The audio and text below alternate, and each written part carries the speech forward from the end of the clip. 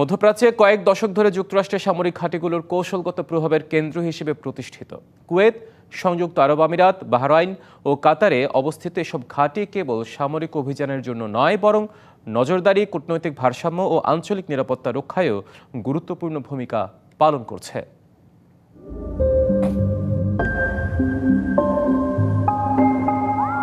American and coalition forces are in the early stages of military operations.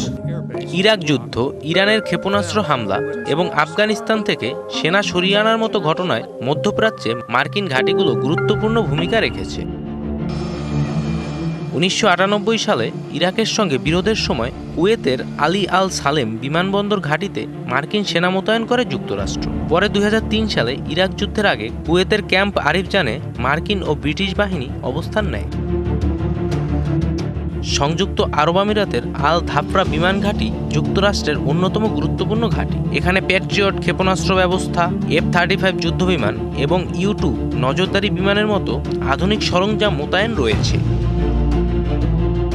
2020 সালের জানুয়ারিতে ইরাকে আইন আল আসাদ বিমান ঘাঁটিতে ইরানের ক্ষেপণাস্ত্র হামলা মধ্যপ্রাচ্যের উত্তেজনাকে নতুন মাত্রা যোগ করে।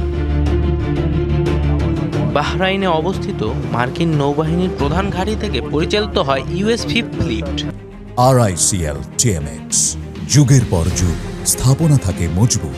করোনা মহামারীর সময় কঠোর স্বাস্থ্যবিধি মেনে কার্যক্রম চালায় এই ঘাঁটি। কাতারের আল উদেইদ বিমান ঘাঁটি মধ্যপ্রাচ্যে যুক্তরাষ্ট্রের সবচেয়ে বড় সামরিক স্থাপনা। 2021 সালে আফগানিস্তান থেকে হাজারো মানুষকে সরিয়ে আনার সময় এই ঘাঁটি গুরুত্বপূর্ণ ট্রানজিট সেন্টার হিসেবে ব্যবহৃত হয়। বিশ্লেষকদের মতে মধ্যপ্রাচ্যে যুক্তরাষ্ট্রের এসব ঘাঁটি শুধু সামরিক নয়, বরং কূটনৈতিক ও কৌশলগত ভারসাম্যের প্রতীক হিসেবেও কাজ করছে। এই ঘাঁটিগুলোকে ঘিরে যে কোনো পরিবর্তন মধ্যপ্রাচ্যের নিরাপত্তা পরিস্থিতিতে বড় প্রভাব ফেলতে পারে বলে মনে করেন আন্তর্জাতিক বিশ্লেষকরা।